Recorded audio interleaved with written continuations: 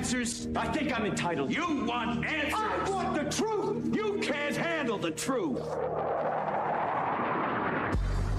This is Larry Connors USA. Larry Connors USA.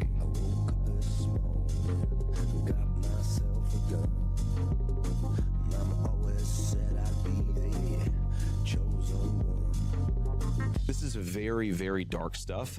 And unfortunately, we're talking about this a little bit off camera, but this is what happens when people turn the rhetoric up so loud that disagreeing with somebody is a cause for violence. That's the place that we've come to, unfortunately, with too much of our political rhetoric. We got to tell everybody to tone it down. And I hate to say this, but it's true.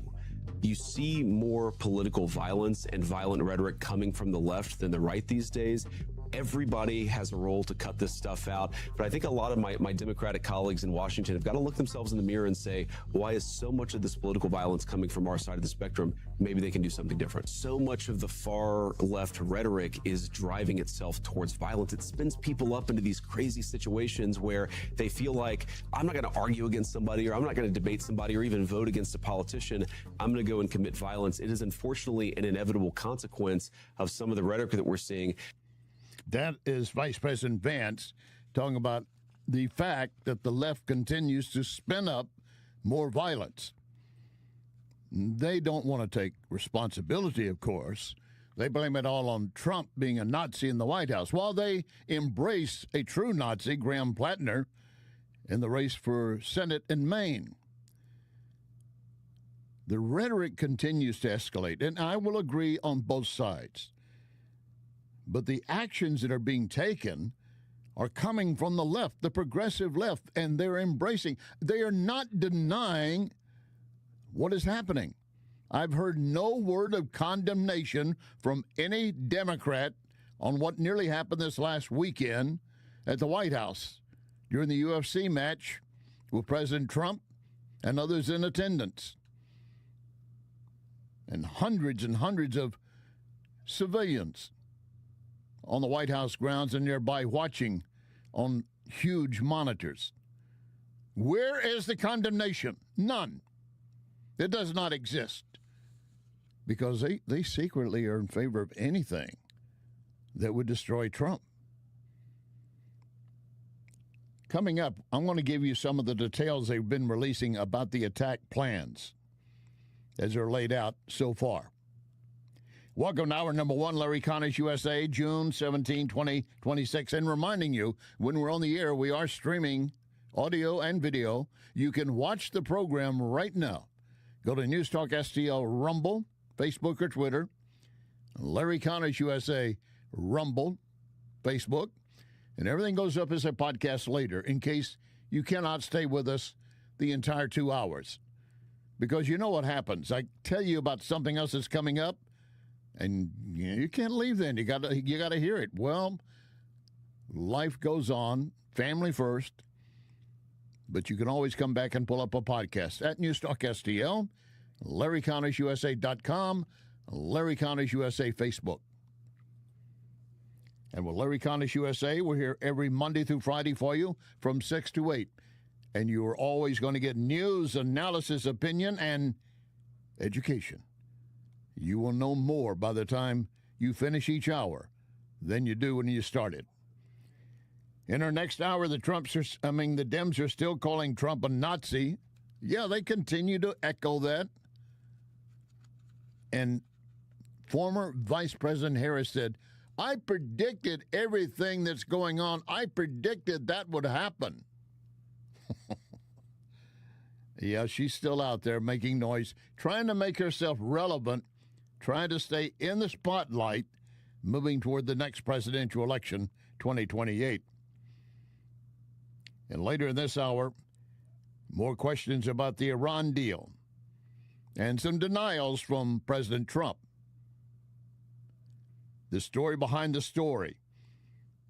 Before we wrap up this hour, it was on this date, June 17, 1972, that the Watergate scandal broke and everything began to unravel, leading to President Nixon's resignation.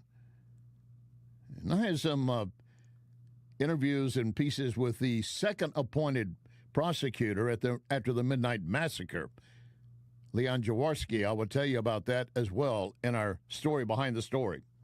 But back to the issue of the plot that was underway at the UFC Freedom 250 event, trying to kill politicians and innocents for all kinds of reasons. I mean, these guys were totally wacko, but we foiled it. Vice President Vance. This could have been a very terrible tragedy, but it goes to show why we have so much appreciation for the guys who keep us safe and for federal law enforcement, because these are the types of attacks that they're preventing every single day. As you guys know, they don't get the credit for the attacks they prevent. Right. They only get the blame for the attacks that actually happen. And so I think it's important for us to recognize that for every bad incident, there were 100 bad guys who are trying to do something worse. And thank God we've got smart and good people protecting us.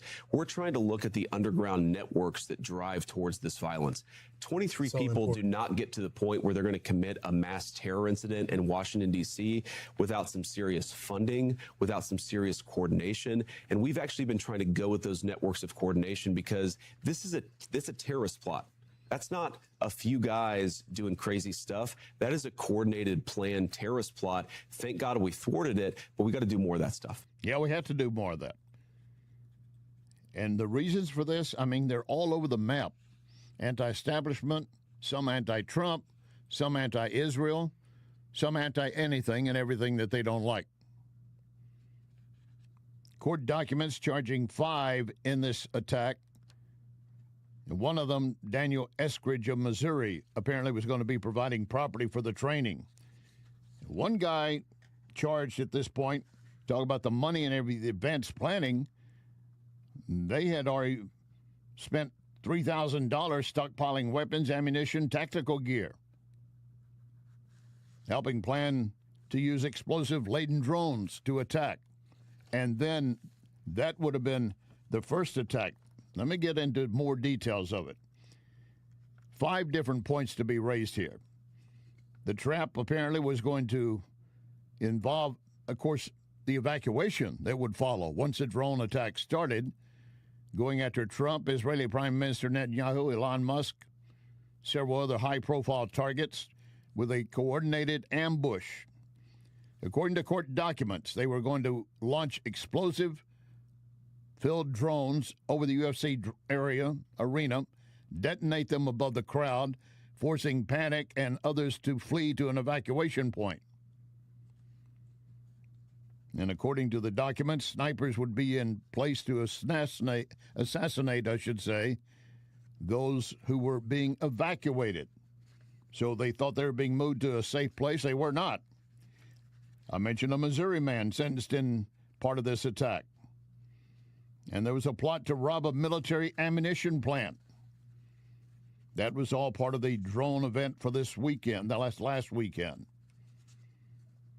And in fact, the Missouri man had said enthusiastically, apparently, that he was all in favor of it. He had a guy that could get into this facility and gather intel ahead of the planned theft. Safe houses were set up, bunkers, jailbreak plans in case folks were arrested. And the Missouri man, Eskridge, said he had 6 acres in Missouri that could be converted into a safe house, complete with a hidden bunker. And a fourth fact, the hit lists were fueled by demonic sacrifice conspiracies, a mass mix of extreme anti-government ideology, anti-Semitic beliefs, and bizarre satanic conspiracy, all coming together. And a fifth point being made, a massive arsenal financed by graduation money and crowdfunding. One of them was a 19-year-old who quit his job and spent $3,000 of his graduation money to buy ammunition, ballistic plates, and other things like that. And they were going to have a crowdsourced funding for the attack, pitching everybody to at least contributing $1,000 or more. It was not just sitting around spitballing about what we might be doing. They were taking direct action. And then the fact they were going to use the drones Former Deputy FBI Chief Bongino said, "We have been aware of this possibility and what could follow." This technology is evolving on probably weekly, if not monthly cycles now. And don't think that, people looking to commit malicious acts, terrorists and others, haven't picked up on this. It's cheap. It's very difficult to defeat. As I said, the technology cycle is quick, where measures, countermeasures, that cycle can be just weeks long. And they're learning a lot of this technology in war theaters overseas. So you see the use of that as well. And then I'd point out as well what appears to have been planning in a second wave attack. This has bothered me for a long time, not just the first wave. You see them when you look back to the Malcolm X shooting, you get the distraction event, and then you get the secondary event. Well, when you do that with heavy weapons and drones, the casualties would be unimaginable if something like this weren't disrupted. In that secondary attack, we've seen it in numerous terrorist actions across Europe. In Israel, a cafe will be bombed by a terrorist, and after rescuers, first responders arrive, a little bit later, a second bomb will go off at the same site, taking out those who came to rescue and protect. In the meantime, the NATO Secretary General is praising Trump for the Iran deal. It's more of a memorandum of a deal right now, still not apparently officially signed. Wisconsin Senator Ron Johnson has his view on what could happen. I haven't given up hope that at some point in time the Iranian people could rise up and overthrow the brutal dictatorship that is Iran. I'm sure that was the hope of the Trump administration and of Israel, that if we bomb them sufficiently, if we degrade their capabilities, both all nuclear, missile, drone, their navy, that would weaken the regime enough for the Iranian people to take back their country. That wasn't the case. And the fact of the matter is, no matter how many votes we had to try and limit the president's power here, the American people have a say in this. And I would say the American people, by and large, overwhelming majority, did not want President Trump to introduce the type of ground troops to completely defeat the Revolutionary Guard and the brutal dictators of Iran. So here we are. Again, I don't know what's in the memorandum of understanding. We can always go back in the minute they make a move toward the nuclear sites. We can bomb them again. Now, President Trump said these reports of this leaked memorandum, supposedly that there would be a $300 billion investment fueled by Gulf allies. He said if they want to invest, they can. I can't tell any country not to invest, but we, the U.S., we're not putting in a dime. We're not investing. There is no such fund for it. And don't forget, on the left, they're still hoping. They are betting against not just Trump, but America. They're hoping Iran continues to grow and boil and fester. They don't care about the consequences. Senator Elizabeth Warren. The president's made a lot of promises. How many times has he told us this war is over? And how many times have we come back again to see it all fall apart? No, we have not seen the details. And of course, the devil is in the details. But here's the part we know for sure. We know that just before Donald Trump started bombing in Iran, that the Strait of Hormuz was open and nobody was collecting any fees or tolls to be able to travel it. We know that Iran's $300 billion that was located all around the world was locked up tight and Iran couldn't use it. And we know that there were heavy sanctions in place on the sale of Iranian oil. And we know that those things together were really putting a real vice on the country. And that the economy was in real trouble and it was causing people to push back. Donald Trump then started bombing, claiming that his intention was to have regime change. Obviously, that hasn't happened. We don't know what's going to happen to the money put all around the world, but it sounds like Iran is going to come out of this with more money, with, they claim, an opportunity to get fees through the Strait of Hormuz, which Donald Trump somehow says is not the same as tolls. And so there we are. America has spent literally tens of billions of dollars halfway around the world. 14 American service members have died. Uncounted numbers of people in the Middle East have died. And Donald Trump still can't explain how one family in America is any better off. Yeah, see, it was going to come back to that. What can we say that are Americans better off because of it? Now, when she was pointing out the Iran was being squeezed, they were losing oil and money coming in, who put the pressure on? Not the Biden administration, nor the Obama administration, the Trump administration. She speaks out of both sides of her mouth. You know that. Wisconsin Senator Johnson again on the reality. The Ayatollahs declared war on the West 47 years ago. They've been digging in. They've been preparing for this moment. They are fanatics. It's hard to get fanatics to just change overnight and go, oh, okay, we've seen the errors of our way. So, Again, this is the reality on the ground. President Trump, I think, recognized that reality and open up the straits. Again, devastating to parts of our economy if this thing would continue. So he's recognizing reality. He's moving forward, but we can always go back in there if they raise their ugly head and start threatening the regions, threaten America again. If you're going to recognize reality and realize that they still had a stranglehold over the straits and you want to open the straits up, there's got to be some give and take. Now, what we're hearing from the administration, this is just their assets that will be unfrozen. Again, I don't like the final outcome here. I'm sure President Trump doesn't like the outcome. He would have liked unconditional surrender. It didn't happen. The Iranian people weren't able to rise up, and we would have had to introduce American ground troops, and there simply wasn't the support. I wouldn't have supported it. I don't want to see young Americans die trying to take out the Ayatollahs. We can keep them in a box. We've got to continue to be wary of them. We have to keep monitoring them. They make a move toward those nuclear sites, we ought to bomb the crap out of them again. Yep. Senator Johnson, you're right on point. And I agree. I don't want U.S. troops in country fighting directly. Trump again saying today, acknowledging we don't have an official agreement. It's a memorandum of understanding, but I don't think the Iranians understand, to be quite honest. That's my view. But he does say, President Trump, if an agreement is not reached with Iran, we could have continued and might continue the war for up to 2 more years. Serving direct notice, and believe me, the Iranian regime is taking notice. In the meantime, Democrats are warning that Trump plans to rig the 2028 election. They do.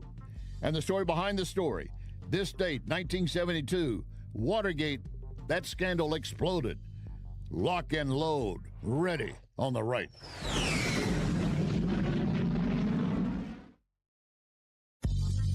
You are listening to Larry Connors, USA.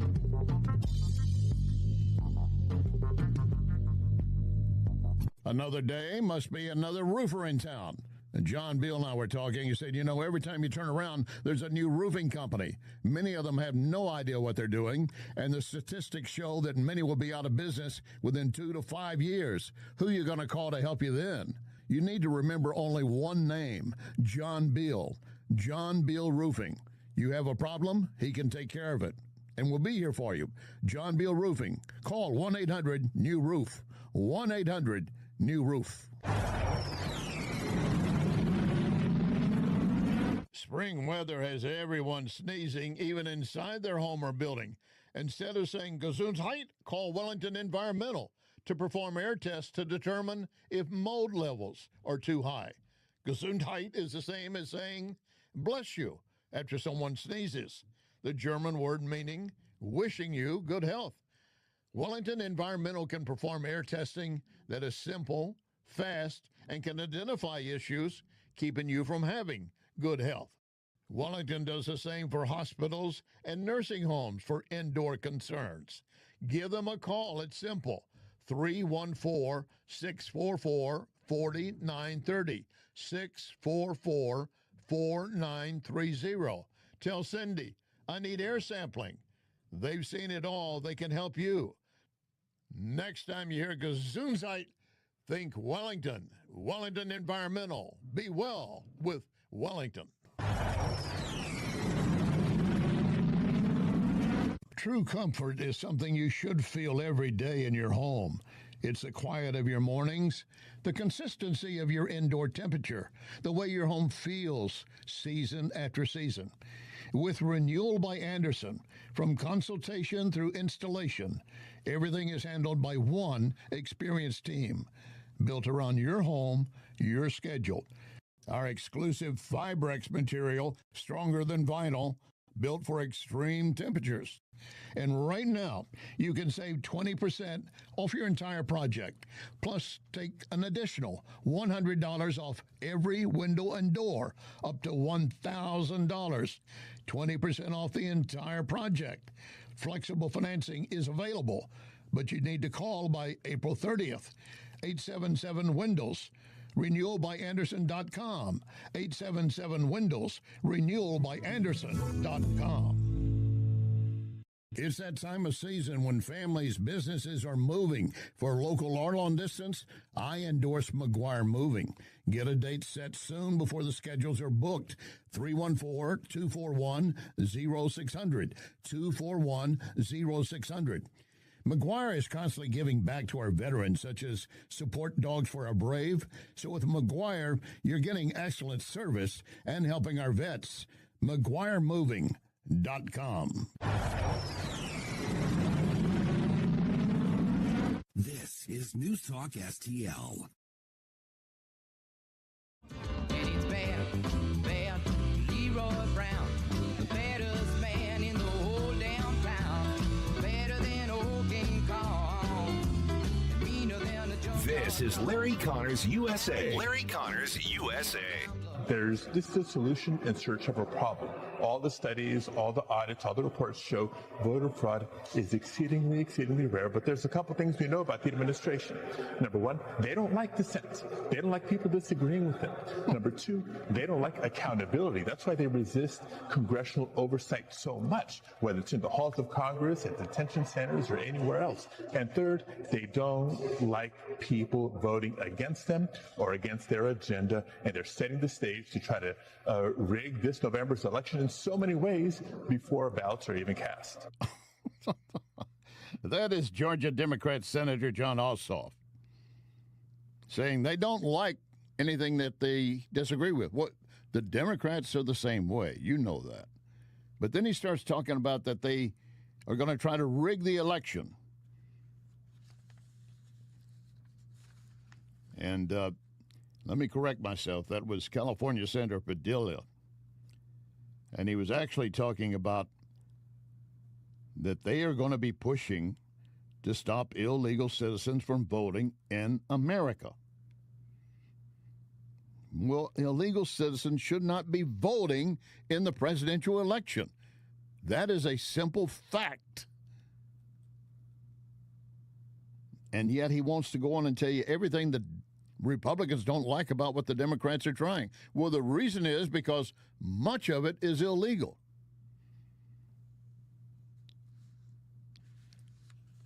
I want to share with you the way the Hill, a leftist publication, leftist leaning for sure, but let's say they stand on the left anyway, talking about how the recent elections in the primaries have not been as good for Trump as he might have hoped. And one of them involves Georgia. Yesterday, the Republicans denounced Trump's preferred pick, Lieutenant Governor Burt Jones, in the gubernatorial primary. He was defeated by single digits, making the second time one of Trump's endorsees in a major statewide race lost his cycle. Trump did see a few bright spots in the primaries yesterday and runoffs in Georgia, Oklahoma, and Alabama. At the last minute, he did endorse Republican Mike Collins, Republican in Georgia, and in that Senate GOP race paid off, with Collins easily defeating the candidate supported by Governor Brian Kemp, who's a Republican, obviously. And now that one will take on Democrat Jon Ossoff in the competitive races still to come. And in Alabama, Trump supporting Barry Moore He did win the GOP runoff, replacing Senator Tommy Tuberville. There had been polling signaling potential trouble for the endorsee. Another Trump pick, Kevin Hern in Oklahoma, won his GOP primary for the Oklahoma Senate. So as evaluated by The Hill, again, a leftist publication, the way they see it and the way it all turned out, their summation is Trump was dealt a mixed bag. One of his earliest primary picks losing the Georgia gubernatorial runoff. The second time one of his chosen gubernatorial candidates lost in the primary. And earlier this month, Iowa Congressman Randy Frenstra lost to businessman Zach Lon despite Trump's support. But they had to add that still the president notched wins in several Senate and gubernatorial races elsewhere Tuesday. Yeah, they actually did some reporting. It's buried way down in the copy. The lead is Republicans in Georgia dealt a blow to Trump on Tuesday. That's the lead. Deep down in the copy, you find that, Trump did get a few wins in several Senate and gubernatorial races. They're still looking for ways to undermine him at every point. And, of course, what are the Democrats generally running on? A perfect example, if you look to a Democrat candidate in New York, Avila Chevalier. This is her, or rather Chevalier's, prediction of what I can win on. And we deserve representation that's going to fight for the needs of our community, that's going to fight to win housing for all, fight to make sure that our tax dollars come back to our communities, to invest in our communities, fight to make sure that we are abolishing ICE and that we are creating pathways to citizenship for our community so that our community no longer has to fear the terror of ICE. The communities don't have to fear the terror of ICE. We think that will be a resonating message. And, of course, we throw in a lot of free housing. We'll always mention free. This goes all the way back to the Obama administration when they were offering phones for folks who needed a cell phone but didn't have one, and they might need it for an emergency. Remember the lady saying she voted for Obama because I want my Obama phone. I want my Obama phone. You offer free, and, man, they come out like cockroaches. Gimme. Somebody's got to pay for it. And, of course, then their leftist ideology they continue to push. And, again, a perfect example of how they want to win on things that are very unpopular in this nation, and yet they think they have a core of people that will end up being strong enough to create a win for them. I doubt it, but let's listen again, and this time to Georgia gubernatorial candidate Keisha Bottoms. Just to be clear, if that bill did cross your desk as governor, would you have signed it or vetoed it? I don't support the government making decisions about who should compete in athletics. I believe that decision should be left to respective athletic associations. So you would have vetoed it? Yes. Yes. I can mock her because I do the same thing. Come on, I will admit. But there you have Democrat in Georgia, gubernatorial candidate Keisha Lance Bottoms says she would oppose the Riley Gaines Act, which would protect girls from men and their sports. And she's saying, I don't think the government should be involved in that. What the hell are you talking about? Who is involved in the 1964 Civil Rights Act? The government. You want to leave it to the states to decide if blacks can vote? And in this case, the athletic departments or the universities and so forth, they should be allowed to decide this 6'7" man who wants to claim to be Cinderella can participate in girls' volleyball and smash a ball into a girl's face. That would be acceptable. This is the kind of fringe stuff they're running on. And there are a lot of fringes out there they're trying to bring together. They did not learn from the last presidential election, the majority Republicans and independents and many Democrats say you've gone too far. You would think they would begin to pull back and try to recalculating. That didn't work. Well, we need to ease off the gas pedal on that. No. They are full speed ahead. They're going to defend something like men, biological men competing in girls' sports. And they're going to continue, if they can, to push the transgender issue and push it to your children in schools at an early age. They think there's nothing wrong with that. Yesterday, you heard California Governor Newsom saying, I'm being targeted by the Trump administration, weaponizing the Department of Justice to come after me because Trump doesn't like me. What did the DOJ under Biden and Attorney General Mealy Mouth do? They did exactly that, and they used the FBI based upon false information, a false Russian collusion hoax, but they continued to do it. And they went after members of his family. And now Newsom is trying to get ahead of some of the charges that might be building against him. I think he's trying to spin it early, saying, look, all this that might come out is just because it's a political campaign and it's not real law and order. As if he would know law and order. And then he added, they're coming after my wife and my daughters. Oh, so you know a difference between a woman and a man.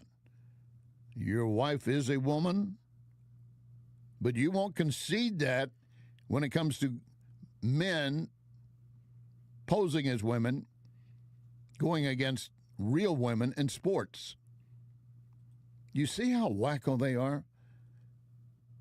This is a seesaw that goes up and down, a roller coaster ride that never ends, a merry-go that goes round and round because they do not have a moral compass.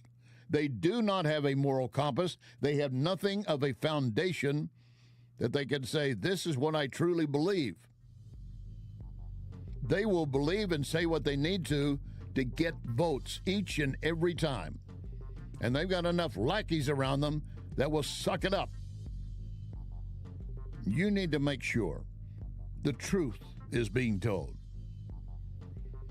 Coming up, our feature, the story behind the story, the Watergate scandal.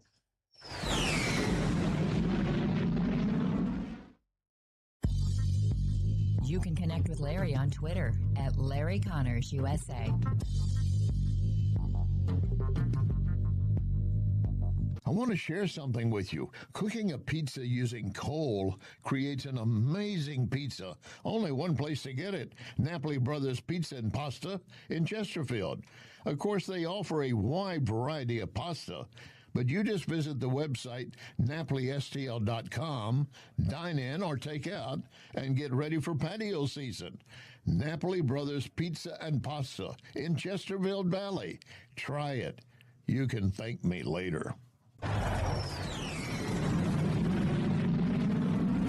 So many times, Vincent's Jewelers has helped me surprise someone special. Vincent's locally owned can do the same for you, and you don't have to break the bank to get something really nice, maybe even customized. The smile you're going to get back from that special someone, priceless. Check Vincent'sJewelers.com every day because new items are arriving and there are special deals. Vincent's, my only jeweler. Vincent'sJewelers.com. Vincent'sJewelers.com. True comfort is something you should feel every day in your home. It's the quiet of your mornings, the consistency of your indoor temperature, the way your home feels season after season. With Renewal by Andersen, from consultation through installation, everything is handled by one experienced team, built around your home, your schedule. Our exclusive Fibrex material, stronger than vinyl, built for extreme temperatures. And right now, you can save 20% off your entire project. Plus, take an additional $100 off every window and door, up to $1,000. 20% off the entire project. Flexible financing is available, but you need to call by April 30th. 877-WINDOWS. RenewalByAnderson.com. 877-WINDOWS. RenewalByAnderson.com.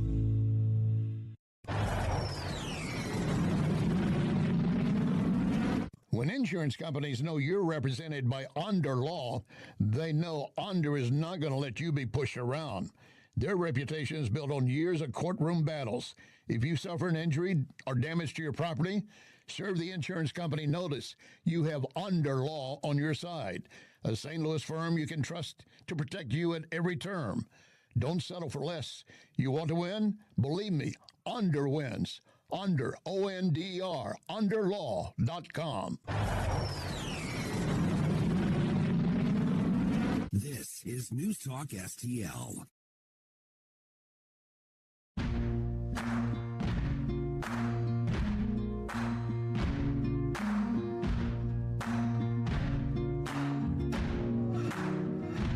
You can run on for a long time, run on for a long time, run on for a long time.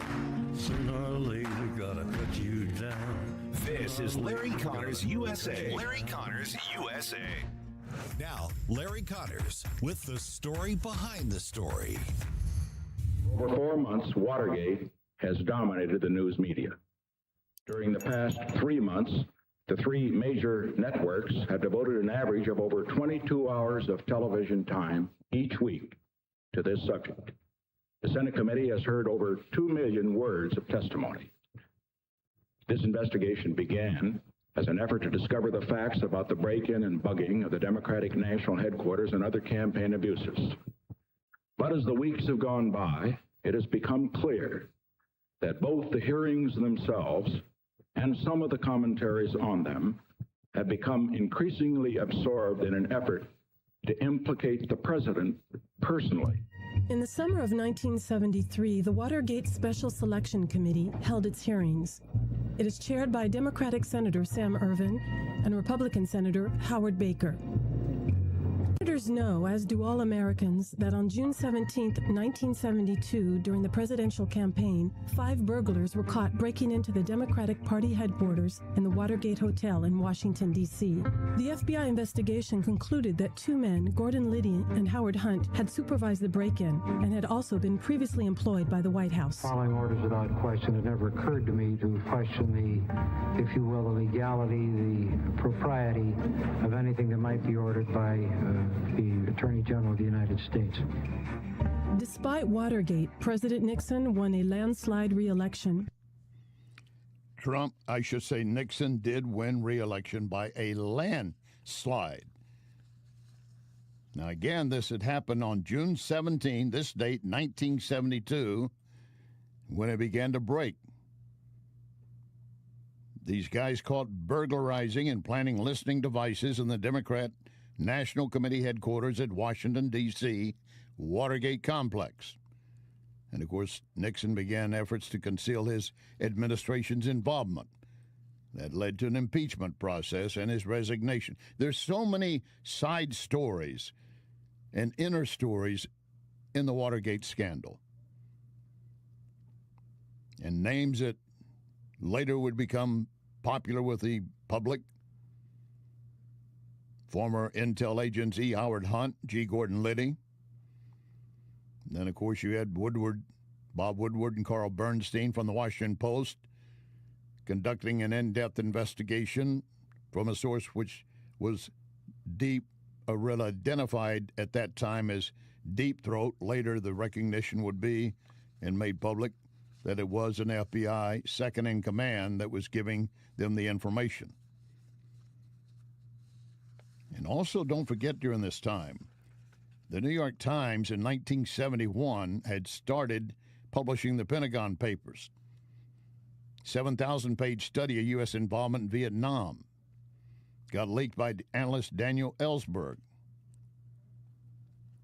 So they were looking to find out who did that. The new Attorney General at the time, John Mitchell, filed a restraining order against the Times, trying to stop it. So then the Washington Post began publishing it.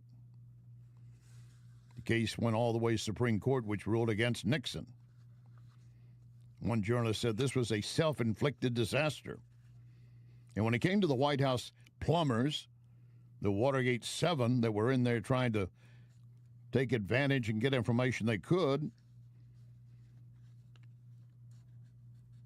Nixon, to his aide Chuck Colson, after the New York Times case was decided, he said, "We've got a damn counterfeit government here. We got to fight it. I don't give a damn how it's done. Do whatever has to be done to stop these leaks. I don't know why it can't be done. The government cannot survive. It cannot function if anyone can run out and leak."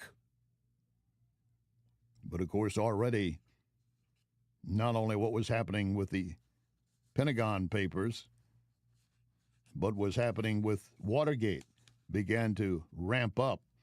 Woodward and Bernstein leading it on behalf of the nation's press. It would take some enterprising young journalists to ferret out the importance of the story. Woodward and Bernstein were assigned to this burglary just as a matter of routine. Editors kind of said, we got this strange burglary. They were young reporters trying to make their way up the ladder in the Washington Post. When you talk about the people who made a difference when it came to Watergate, you talk about Bob Woodward and Carl Bernstein. They sent me to the courthouse where the 5 burglars caught in the Democratic headquarters were being arraigned. The judge asked the leader, James McCord, "Where did you work?" And McCord went, "CIA." It was stunning. And they discovered that McCord was a security chief for the committee to re-elect the president. Well, okay, folks, this was a political break-in. There was a notebook belonging to one of the burglars that had the name in it, H. Hunt W. House. And of course, it turned out to be Howard Hunt, who had worked for the CIA, who had been hired at the White House really to undertake dirty tricks. You knew that this smoke that was billowing up from the Oval Office, there had to be some fire there. It's like the Dylan song, "It don't take a weatherman to know which way the wind blows." Presidential Press Secretary Ron Ziegler called it a third-rate burglary attempt and said it was nothing the president would ever be concerned with. Richard Nixon is obstructing justice from the beginning. But what would be known as the smoking gun was when he approves a plan to use the CIA to blunt an FBI investigation into the money that the burglars had. It's clear in the conversation this is being done for political purposes, basically to save the skin of the White House, and the president says he approves it. Woodward and Bernstein had scores of sources, but there was one source that was special. A guy really high up. He was known as Deep Throat. We would learn years later that Deep Throat was Mark Felt, number 2 at the FBI. Number 2 at the FBI was Deep Throat. A lot of speculation for a while as to who it was. Some considered Alexander Haig. But that information was confirmed later by Phelps himself that it was him. And, of course, if you recall, there was a movie that came out. Now, give you a timeline on this. On June 15, Woodward and Bernstein had published All the President's Men after they had all their information gathered together.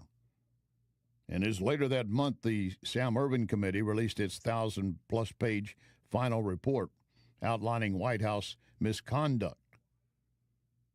And, of course, then there was the movie, All the President's Men, starring Robert Redford and Dustin Hoffman. All the President's Men created a sense of danger. They were constantly risking things by trying to find out the truth. You can trust me, you know that. The other thing the movie did was create that expression, follow the money. Just follow the money. And put it into American culture. Deep Throat made it clear that the money was important, that there was a trail to follow. And Carl established that a $25,000 check had actually gone into the bank account of one of the Watergate burglars. The $25,000 check linked contributions to President Nixon's re-election campaign to the slush fund used to pay the burglars who broke into the Watergate office complex. I said, oh my God, this now establishes an undeniable connection between the committee for Nixon's reelection and the burglars. John Mitchell was the Attorney General. He's a Nixon loyalist. The highest law enforcement officer in America controlled a secret fund that paid for undercover activities against Nixon's political opponents. Bradley said they're about to call the Attorney General of the United States a crook. There's never been a story like this in our history. And we took a deep breath and said, yeah. And ABC News has projected that Richard Nixon has in fact been reelected to the presidency to a second term. So the question now, I suppose, is how big will Mr. Nixon win? It was a giant landslide. There was virtually no reaction to the stories we did. And it was a way of saying, Watergate? Who cares? And whatever happened to Watergate? I don't know. Apparently nothing. They've got a trial of the accused in that case, and that's going to be tried in due course, and I think that's probably the end of the story. Well, it wasn't the end of the story. A lot of these reports, information you're hearing, these sound bites are coming from ABC as well as CBS and NBC. But it came to a point in November 17, 1973, in a press conference in Orlando, Florida, at Walt Disney World, Fantasyland, that Nixon felt he had to say something. And I want to say this to the television audience. I made my mistakes. But in all of my years of public life, I have never profited from public service. I've earned every cent. And in all of my years of public life, I have never obstructed justice. And I think, too, that I can say that in my years of public life, that I welcome this kind of examination, because people have got to know whether or not their president's a crook. Well, I'm not a crook. I've earned everything I've got. Really? There are so many storylines inside the Watergate scandal, we can't cover them all in this segment, or even what we have to conclude with. But one thing, it did reshape the news-media relationship with the White House, and I was involved in an interview with the special counsel appointed to follow up on Nixon. So there is more to the story, behind the story. You are listening to Larry Connors, USA. Do you know why I endorse Cafe Napoli, all the locations? Visit any of them, and you will quickly appreciate the quality of food, service, atmosphere. So maybe I'll see you at Cafe Napoli in Clayton, Napoli Kirkwood, Napoli 2 in Town and Country, Napoli 3 in St. Charles, right next door to Napoli C. Or maybe you'll find me at Napoli Brothers Pizza and Pasta in the Chesterfield Valley. Now you know why I endorse Napoli, NapoliSTL.com. This is Larry Connors USA. Larry Connors USA. Now, the end of the story behind the story. Watergate was a seismic shift in American journalism. Now, before that, there was often an unquestioning reverence for the presidency. At that time, there were more cozy relationships in Washington. The press try to have access, right? Watergate transformed journalism from being somewhat deferential to those in power to actively holding them accountable. The irony is that Watergate effectively does not end up influencing the fall 1972 election at all. We are not sure that President Nixon's victory in the election is the biggest landslide on record, but it surely was one of the biggest ever. This adds up to a record-breaking 521 electoral votes for President Nixon, who won 49 states. It's really James McCord's letter to the court in March of '73 that blows the Watergate story wide open. There was a sensational development in the Watergate trial today. One of the key defendants says there was political pressure and perjury involved in the trial. James McCord tells the federal judge that he's been pressured to lie and that he's got all sorts of things he can tell the judge about what was going on, and that this was being run from the top, from the White House, from the Attorney General, and that skyrockets all over the country. McCord's accusations about the Watergate trial have increased the tempo of the Senate investigation of the case. The Select Senate Watergate Committee met today in closed session. And the live coverage of that later opened up, and when it became televised, things changed again. The televised Watergate hearings were a game changer. They brought this very complex political scandal into America's living rooms. They were watching the key figures testifying. It was the visual element that made this abstract concept of government corruption very tangible and personal for millions of Americans. For millions of Americans watching, they began to realize, yes, there is a story here. Then we had the Saturday Night Massacre because Nixon did not like the way it was being handled by the special counsel. Leon Jaworski of Houston was appointed in November 1, 1973. I'd known Jaworski in his time in Houston for years. I got the first TV interview with him after he arrived in D.C. I can't say it was earth-shattering news, but it was an exclusive for us, so we counted that. And it all came down to Nixon having to make this statement.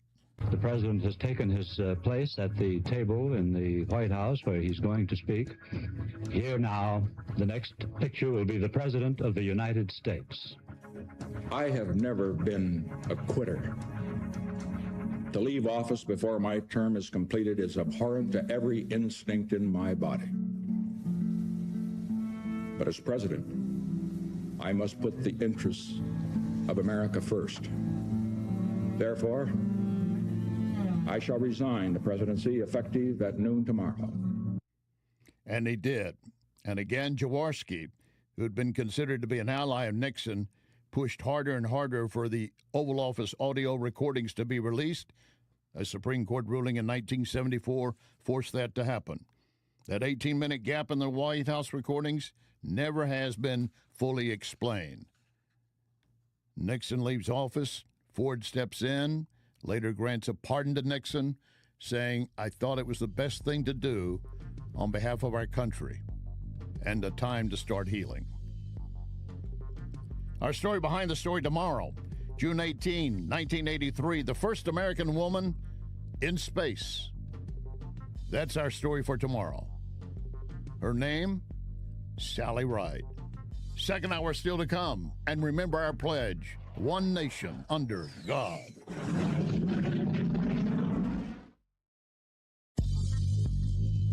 You can hear podcast of this program at Larry Connors USA Facebook. Larry Connors USA Facebook. John Bill Roofing reminds you we are in the stormy season, and that means if you have even the smallest leak in your roof, you could soon have a much bigger issue.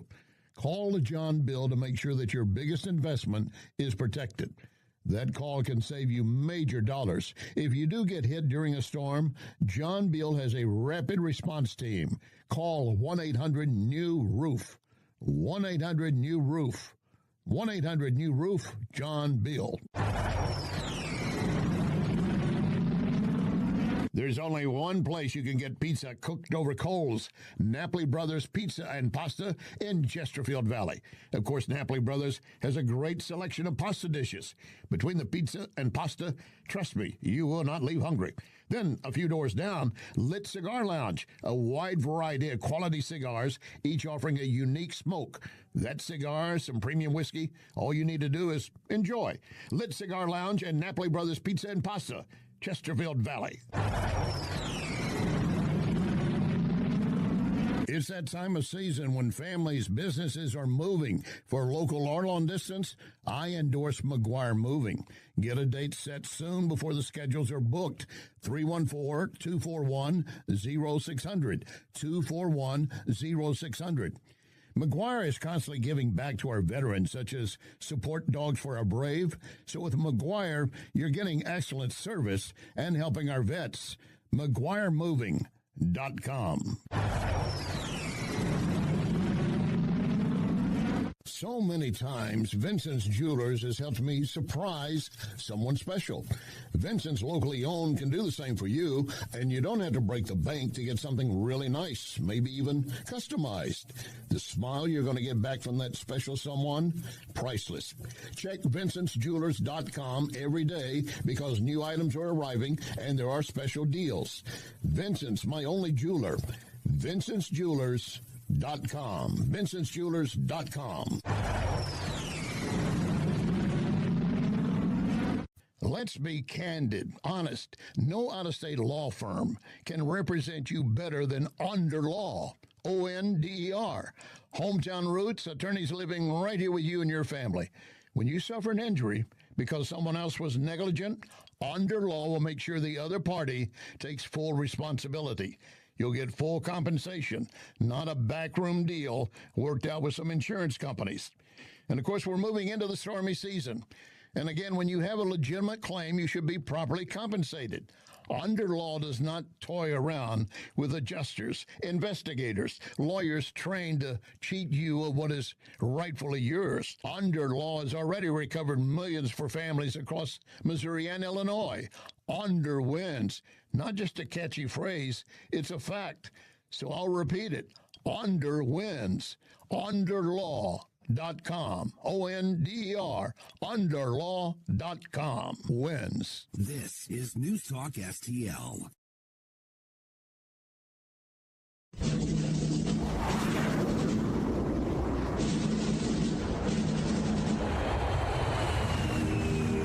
You want answers? I think I'm entitled. You want answers? I want the truth. You can't handle the truth. This is Larry Connors USA. Larry Connors USA.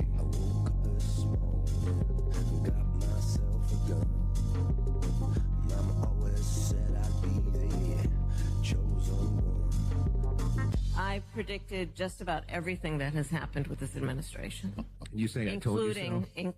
I don't say I told you so. That's kind of obnoxious. I don't say that. But the reality is many of us predicted. And it didn't require much creative thought because he told us most of what we knew would happen, including that he would go after his political enemies using the Department of Justice. That is Vice President, formerly, Kamala Harris. I got a real chuckle out of the fact that I don't want to say I told you so because that wouldn't be nice. When has a woman ever found a way to be nice? But she said, I told you what would happen. What did you tell her? Nothing that you say has happened. They want you to believe that Trump is weaponizing the Department of Justice, as Joe Biden clearly did, with the knowledge of the DOJ and the FBI to go after Trump enemies. And she claims that this is what Trump is now doing to his enemies. Let me take you back. Let me take you back before her name ever surfaced anywhere near the White House.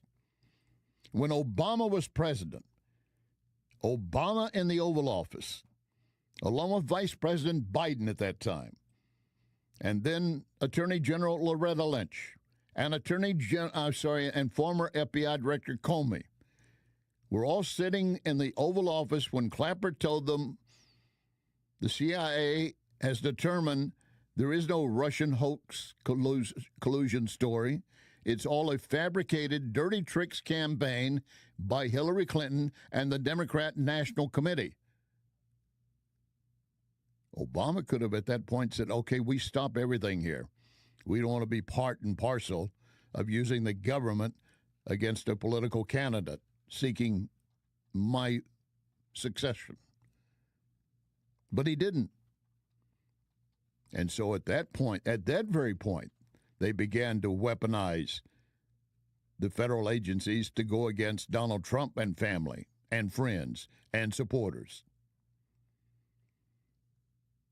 And Kamala Harris has the audacity to say it's Trump now using the same departments to go after his political enemies. The woman has no shame and no credibility. Welcome to hour number 2, Larry Connors USA. We're here for you every Monday through Friday from 6 to 8 p.m. And when we're on the air, I strongly encourage you to consider watching the program because we are streaming video at NewsTalkSTL Rumble, Larry Connors USA Rumble.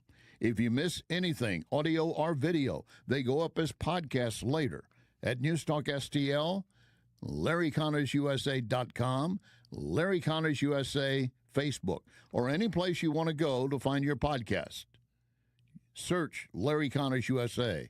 That's all you need to remember.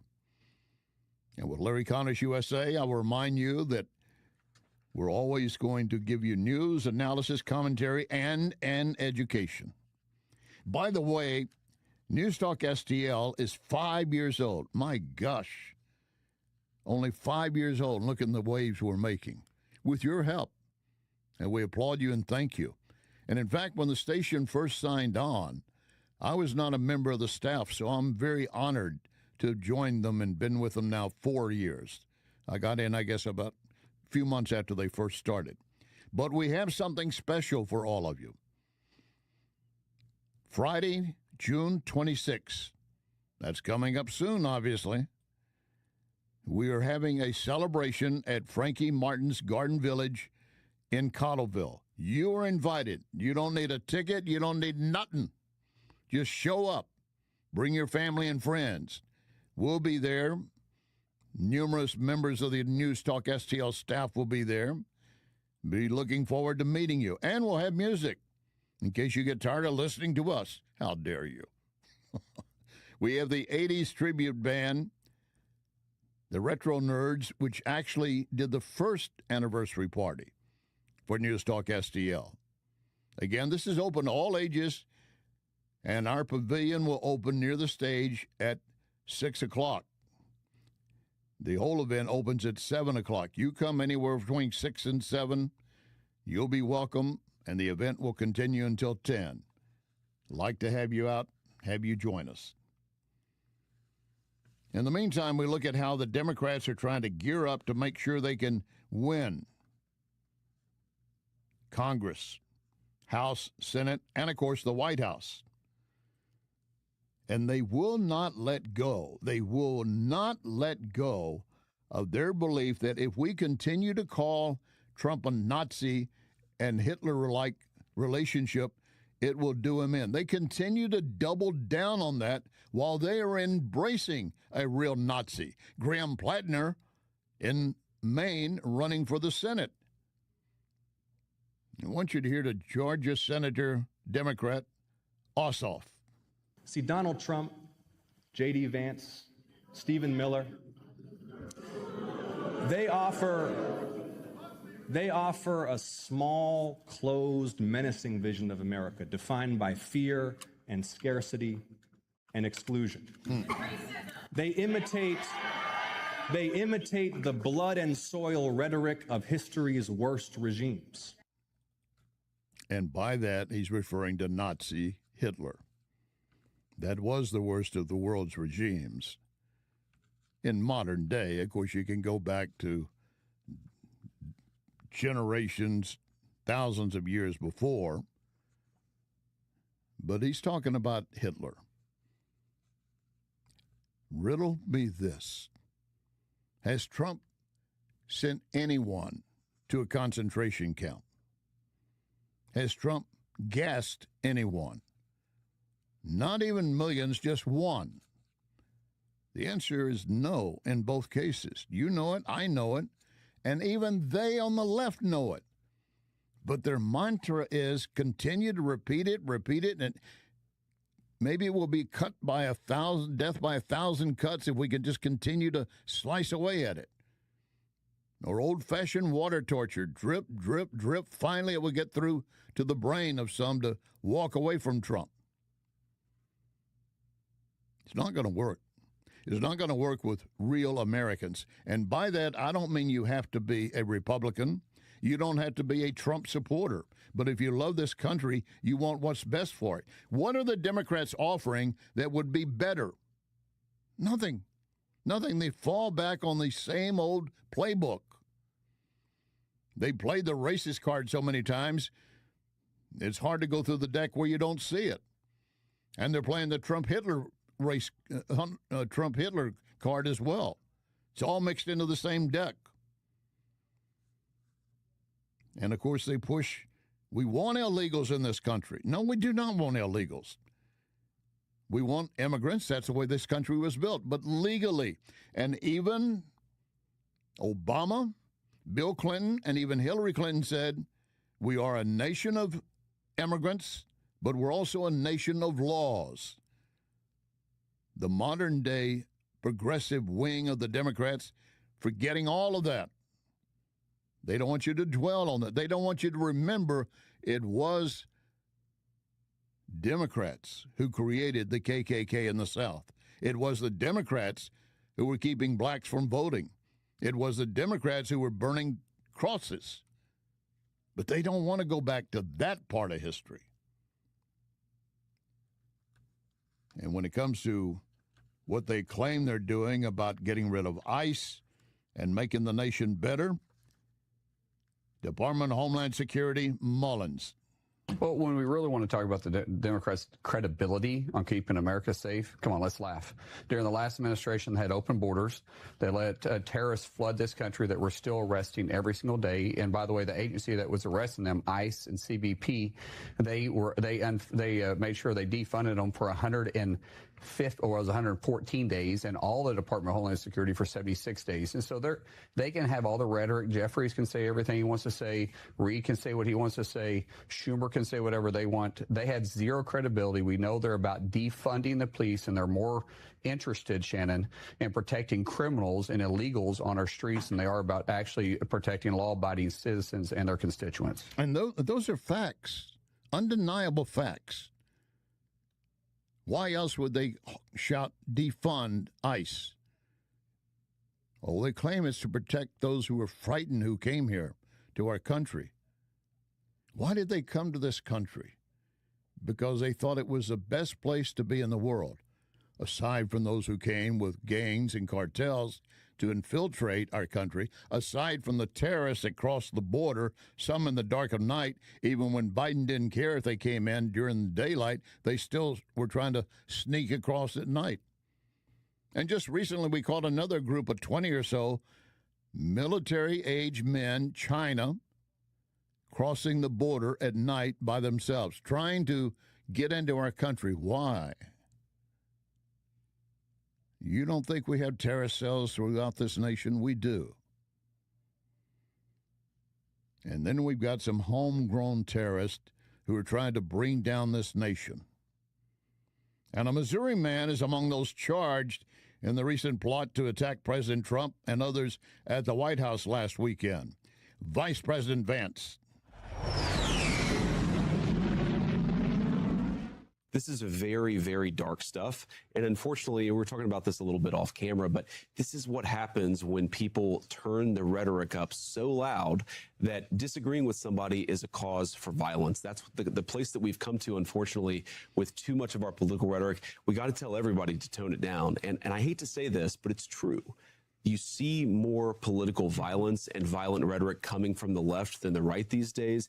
Everybody has a role to cut this stuff out. But I think a lot of my Democratic colleagues in Washington have got to look themselves in the mirror and say, why is so much of this political violence coming from our side of the spectrum? Maybe they can do something different. So much of the far left rhetoric is driving itself towards violence. It spins people up into these crazy situations where they feel like, I'm not going to argue against somebody, or I'm not going to debate somebody, or even vote against a politician. I'm going to go and commit violence. It is unfortunately an inevitable consequence of some of the rhetoric that we're seeing. And it continues, and they don't shut it down. They don't even denounce it.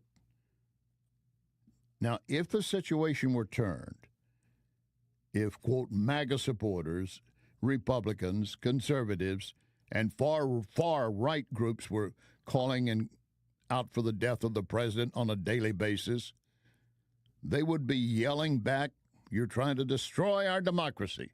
But in this case, they think it would be better for, quote, democracy for Trump to be eliminated.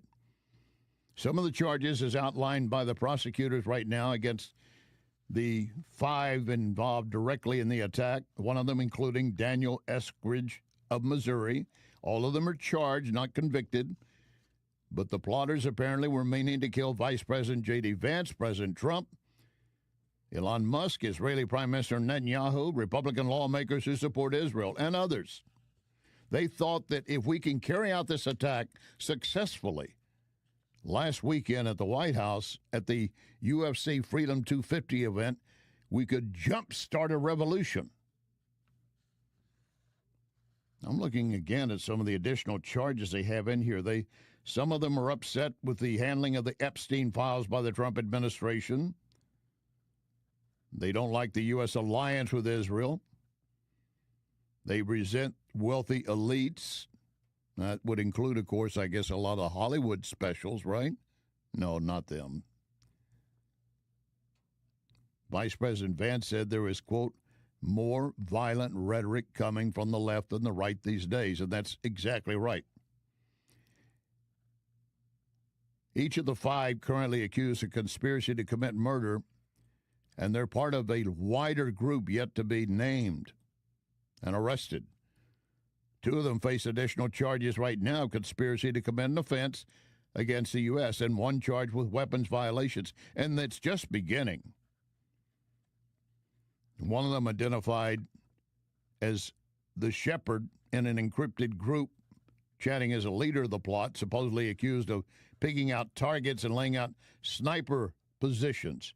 The idea was that drones would hit with explosives at the UFC cage match, and then as folks were being evacuated, especially high-profile people, they would be in place to have snipers take them down. One part of the charging document reads, the members of the group stated they wanted to protect the U.S., which they believe was headed in the wrong direction. Now, these folks would not be in favor of going Mondami direction, but what direction would be better than where we're trying to go right now? But they, again in the indictment state, members of the group believed the U.S. needed to be torn down so it could be rebuilt. 23 other co-conspirators are linked to this attack to use kamikaze drones. Former Deputy FBI Director Bongino on the threat of the drones and what they were planning for the next stage. This technology is evolving on probably weekly, if not monthly cycles now. And don't think that, people looking to commit malicious acts, terrorists and others, haven't picked up on this. It's cheap. It's very difficult to defeat. As I said, the technology cycle is quick, where measures, countermeasures, that cycle can be just weeks long. And they're learning a lot of this technology in war theaters overseas. So you see the use of that as well. And then I'd point out as well what appears to have been planning in a second wave attack. This has bothered me for a long time, not just the first wave. You see them when you look back to the Malcolm X shooting, you get the distraction event, and then you get the secondary event. Well, when you do that with heavy weapons and drones, the casualties would be unimaginable if something like this weren't disrupted. And that has happened repeatedly with terrorist groups in the Middle East and Europe. The cafe will be bombed, people killed, maimed, injured, and others come rushing in, first responders. They give them time to get there and get in place, and another bomb will be detonated. And that was the idea of having snipers to hopefully, they thought, would cover escape routes, evacuation routes, and they would again be able to target some prime political targets, but they really didn't care who died. They did not care. And the left rhetoric continues to escalate. They're not toning it down. They're not even denouncing what has happened. And they still want to push a progressive agenda. Lock and load. Ready on the right.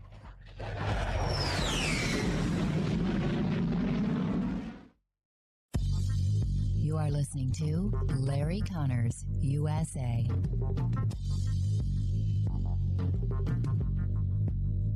Spring weather has everyone sneezing, even inside their home or building.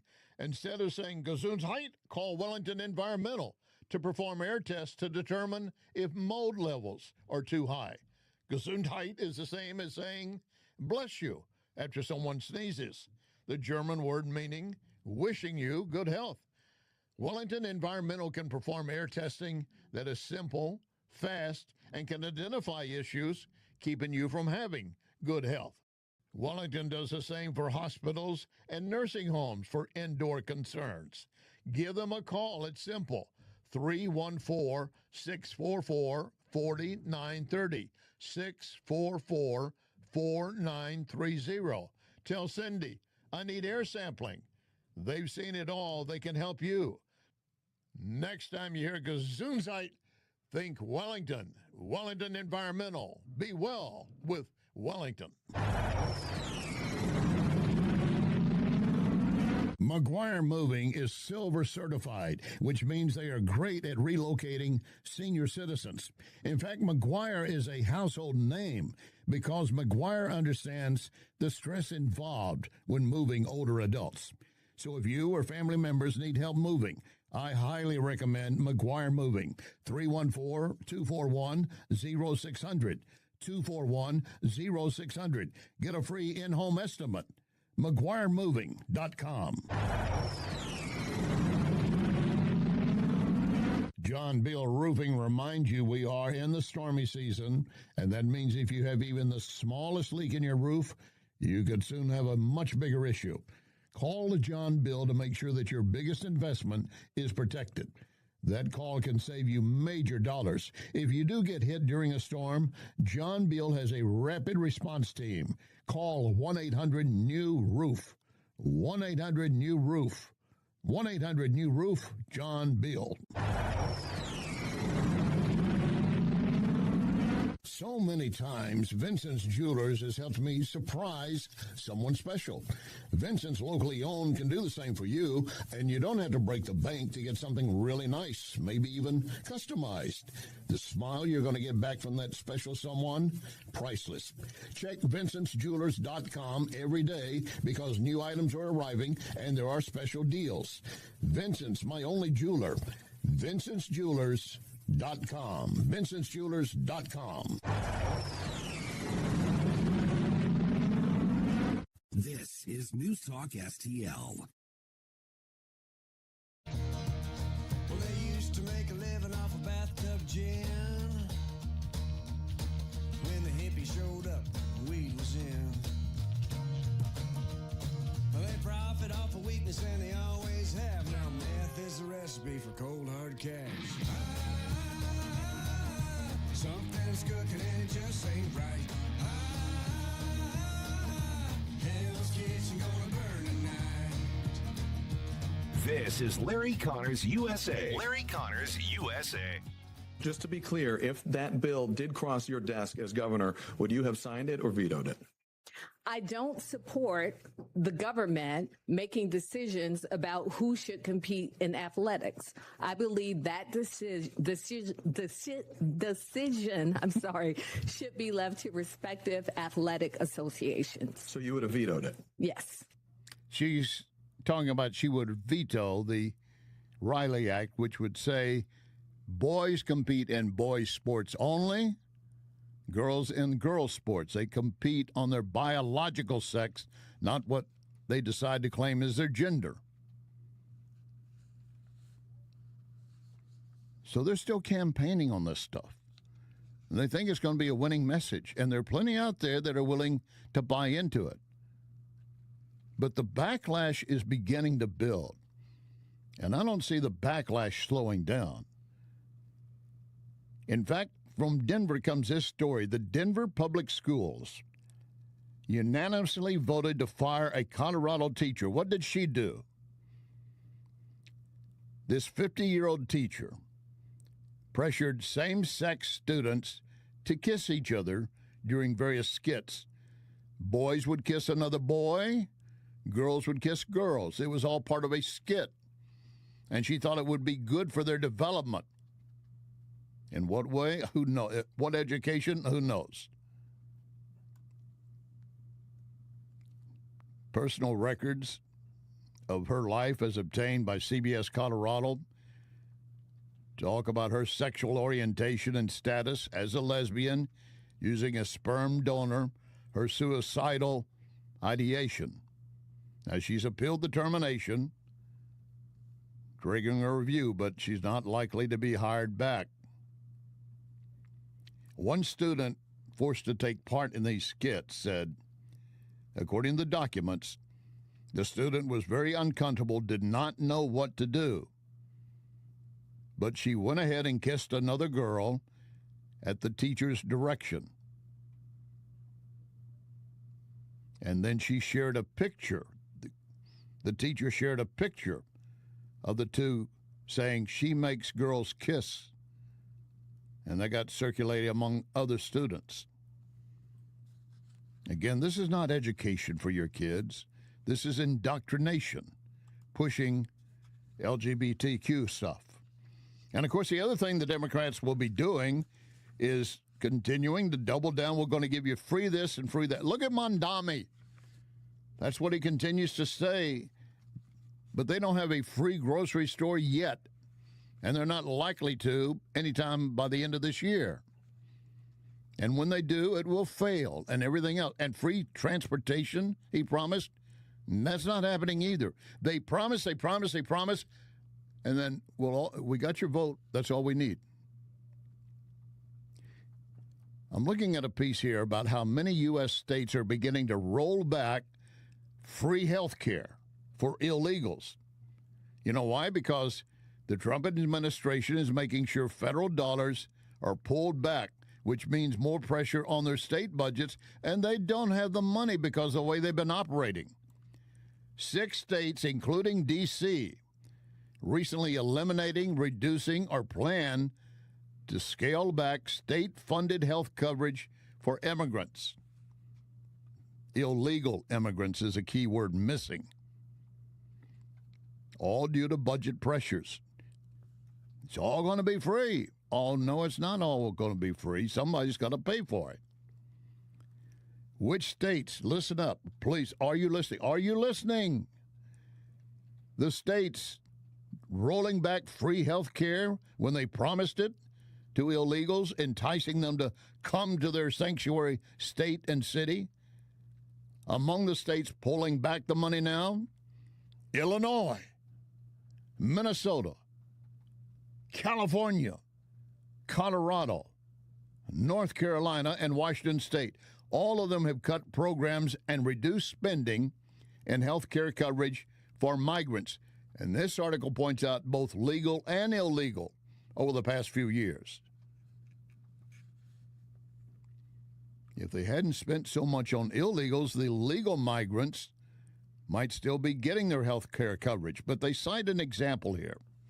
And this is a Breitbart article. You can look it up and check it yourself and verify if I'm being factual with you. But they point out as one reduction, California has tightened requirements and eliminating large numbers of migrants who previously qualified for the state's health care programs. Now, they use the word migrants. They don't mention migrants, legal and legal. They just say migrants.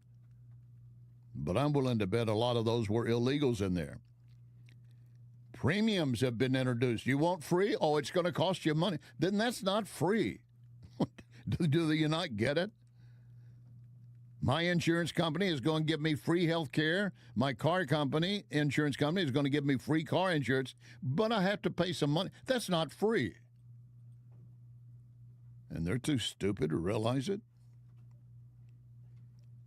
So they point out premiums have been introduced and then raised, including coverage that might have been providing dental care, those kinds of things. They've been cut out entirely. You're not going to get that.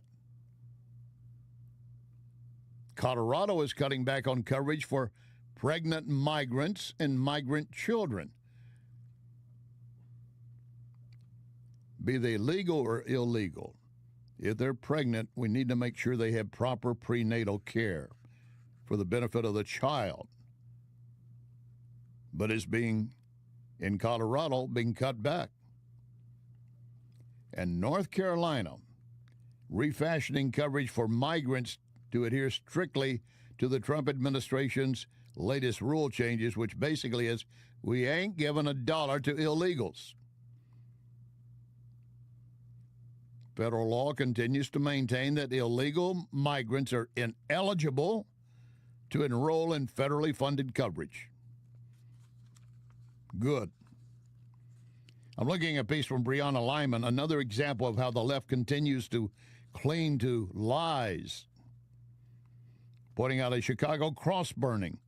Latest example of left-wing extremism, but they're blaming it on the GOP, of course. She writes, when a burning cross was found in Chicago Park recently, the media and Democrats already knew who was responsible. A large burning cross, an historic symbol of hate, intimidation against black Americans, right in a park where Barack Obama famously delivered his acceptance speech when he won election. So the framing was already there. It had to be Republicans. And J.B. Pritzker, speaking at a Rainbow Coalition annual event the day after it was found, the fact that it even occurred speaks to what happens when the seeds of racism and fascism grow unchecked in our country. And Pritzker himself has compared Trump to the Nazi regime, again accused the Republicans for being responsible for it. The executive director of the National Alliance Against Racial and Political Repression pointed out, the J6ers didn't really get punished. And the Center for Study of Race in Chicago blamed the cross burning on Trump. All of this before any facts. It turns out to be a University of Chicago student who admitted he lit the cross in protest against President Trump. He told NBC in Chicago, I didn't know about the historical relevance beforehand, but I didn't know the severity. Correction. He said, I did know about the historical relevance, but I didn't know the severity, how racially motivated it may seem what I did. Because my protest, listen here, my protest has nothing to do with race, nothing to do with gender. But he set a cross on fire. The only question I would have, did you get any money for the Southern Poverty Law Center to go out and buy the lumber to build the cross and fuel to catch it on fire? Because that's part of the indictment from the federal government against the Southern Poverty Law Center, supposedly designed to fight racism and protect minorities, taking donations, begging for more and more donations, but they didn't have a boogeyman. So then they infiltrated the KKK using donor money to get inside the KKK and help them burn crosses and create racism, chaos, and hatred. If you had asked a donor to the Southern Poverty Law Center, do you mind of the $20 you gave us if we use 18 of it to pay somebody inside the Klan and help buy money or lumber and fuel to burn a cross? Would you mind us doing that? You know what the answer would have been. But apparently that's what they were doing, according to the Department of Justice. So the left is going to continue to rail against Trump and everything, and yet who is often behind a lot of it? It is them. Coming out, Department of Homeland Security Mullen saying the Democrats have no credibility.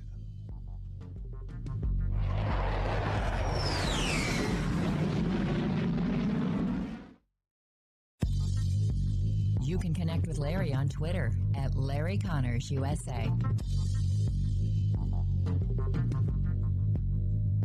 When insurance companies know you're represented by Onder Law, they know Onder is not going to let you be pushed around.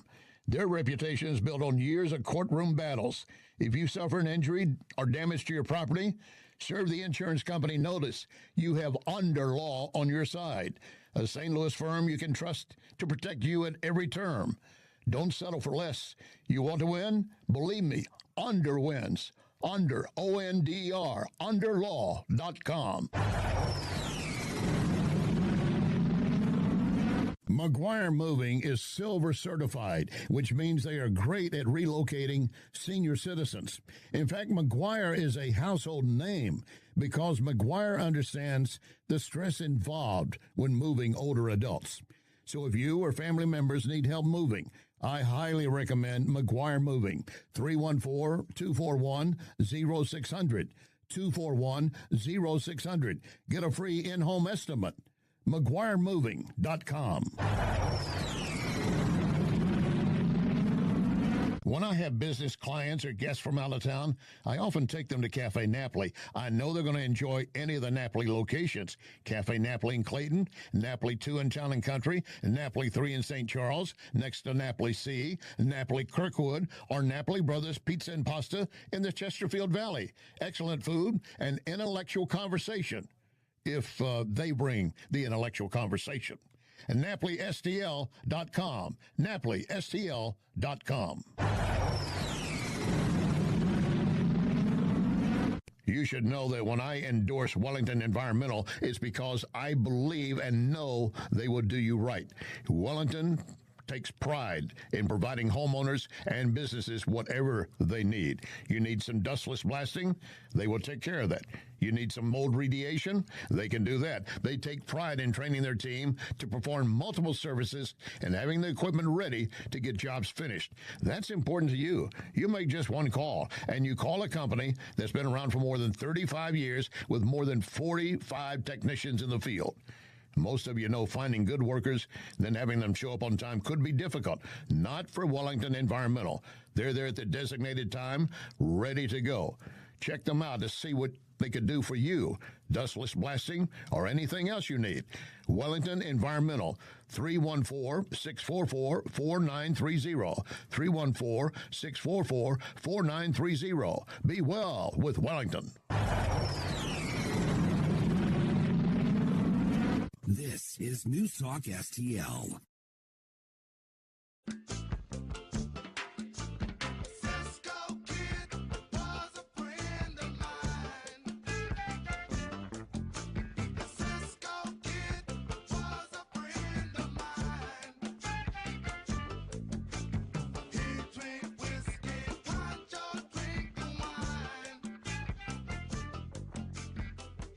This is Larry Connors USA. Larry Connors USA. Well, when we really want to talk about the Democrats' credibility on keeping America safe, come on, let's laugh. During the last administration, they had open borders.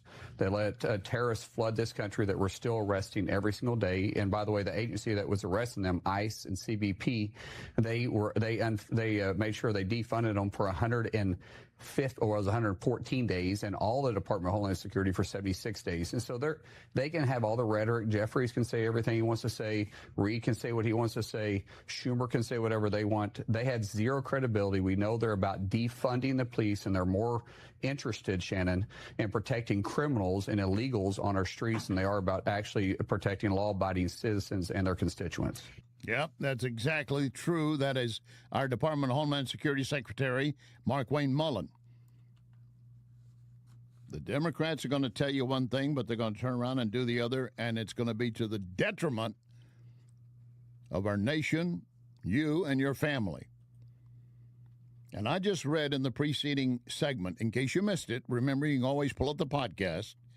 Go to LarryConnorsUSA.com. By the way, you can subscribe for free. We need minimum information, and we do not sell or give your information to anyone else. But you can subscribe, and every program daily will be dropped into your mailbox, so you don't have to go search for it. And you can listen at your time and pleasure. I know you have a life to live. My life is making this program for you. And quite honestly, I love doing it. I look forward to it every day. And every day I like to walk out of here with the help of Jerome thinking we did a great job. Sometimes I feel like, well, we didn't do as well as we should have. And that's on me, not on Jerome. I hit a lot of grand slams. Sometimes I only get a single. But I never strike out. Never. In the meantime, we continue to have the Democrats and some Republicans claiming that Trump has put us in a bad place with Iran. Well, Trump has already made it clear that some of the information you've been hearing is false. False, I repeat. There were reports in the beginning that this deal to be signed between the U.S. and Iran, and it is not officially signed yet. And it's apparently now not only being not called a deal, it's being called a memorandum of understanding, which apparently the Iranians don't understand. But one part of the story that supposedly was leaked, that we're going to make sure that Iran gets $300 billion investment and reconstruction funded by the Gulf allies. Trump said, false, false. He said they can invest what they want. I can't tell a country not to do any investing. He said, but we, the U.S., we're not even putting up one dime. Not going to happen. And yet, those on the other side that hate Trump so much, they want to see not just him fail, they want to see Iran win. Perfect example. Senator Murphy. It does bear repeating that none of Donald Trump's objectives have been achieved, and they're not even close to being achieved. Reportedly, Iran still has 70% of their missiles after a $60 billion bombing campaign. The Ayatollah is gone, but the regime now is more radical and more capable. The regime has proved that they can take America's best shot and survive. They have proved that they can control the Strait of Hormuz. Now, I want to take a moment to raise an issue here. Senator Murphy said they still have 70% of their capability. Where does he get that figure?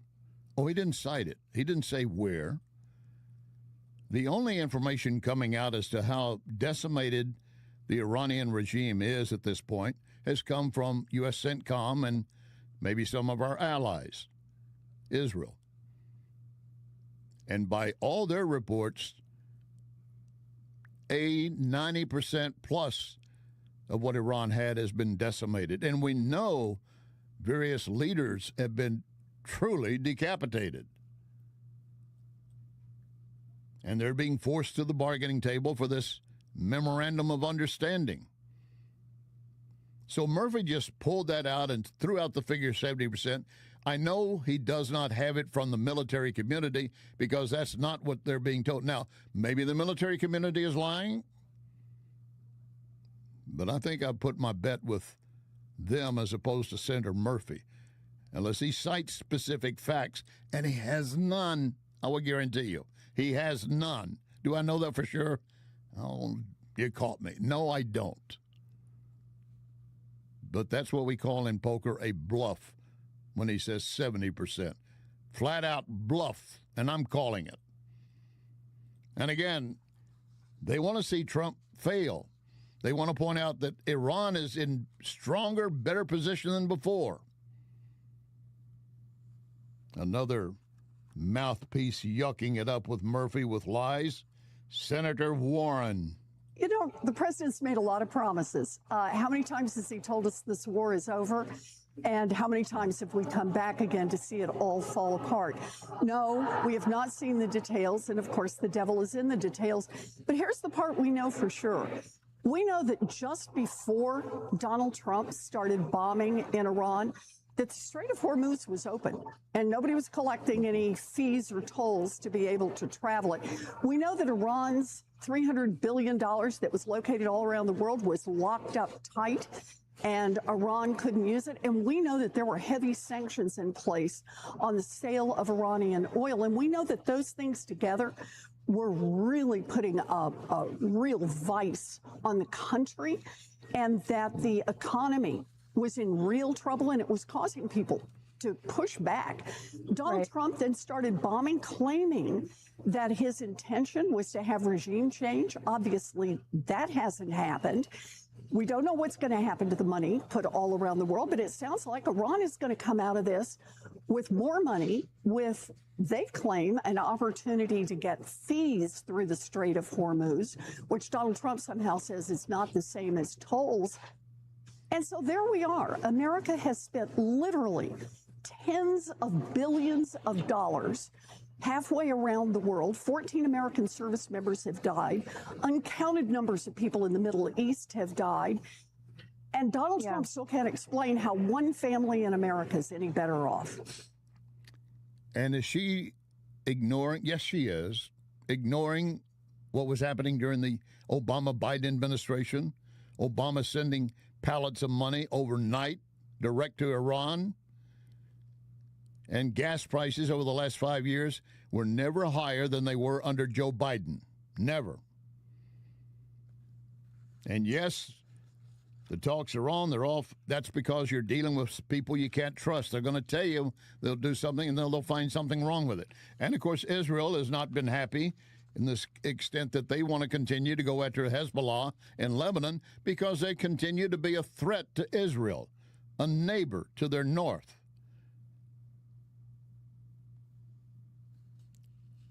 And there is some tension between the U.S. and Israel over that at this point. And reportedly, CNN claims it has a draft copy of the document that says Iran will be able to export oil as soon as the agreement with the U.S. is signed. And it also states Iran will, quote, never produce nuclear weapons. If that is in the memo, Iran is already indicating, well, we don't know all of that's going to happen. See, we're going to talk another 60 days about nuclear weapons whenever the memorandum of understanding is signed. But you want some balance? NATO Secretary General. And Trump went after NATO when he first was in office, saying we may just pull out because we're spending all the money to help you guys. No other nations are. And everybody said, you can't do that, you can't do that. But you know what happened? The other nations began to pony up more money. And that made NATO very happy. They had more money coming in. And now the NATO Secretary General says Donald Trump's Iran deal for ensuring Iran never becomes a nuclear power is perfect, and says NATO is ready to play a role in securing the Strait of Hormuz if so wanted. Yeah, we've been asking you, where the hell have you been? And Wisconsin Senator Johnson says, look at the reality. The Ayatollahs declared war on the West 47 years ago. They've been digging in. They've been preparing for this moment. They are fanatics. It's hard to get fanatics to just change overnight and go, oh, okay, we've seen the errors of our way. So, Again, this is the reality on the ground. President Trump, I think, recognized that reality and opened up the straits. Again, devastating to parts of our economy if this thing would continue. So he's recognizing reality. He's moving forward. But we can always go back in there if they raise their ugly head and start threatening the regions, threaten America again. If you're going to recognize reality and realize that they still had a stranglehold over the straits and you want to open the straits up, there's got to be some give and take. Now, what we're hearing from the administration, this is just their assets that will be unfrozen. Again, I don't like the final outcome here. I'm sure President Trump doesn't like the outcome. He would have liked unconditional surrender. It didn't happen.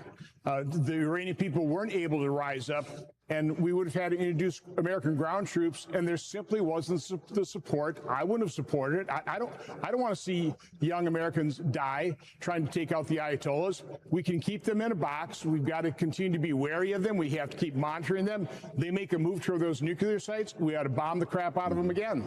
And Trump has said if they are going to continue to cause violations, we will resume bombing. We will resume bombing. Oh, I got a story for you I've been holding aside. There's a judge federally appointed by Obama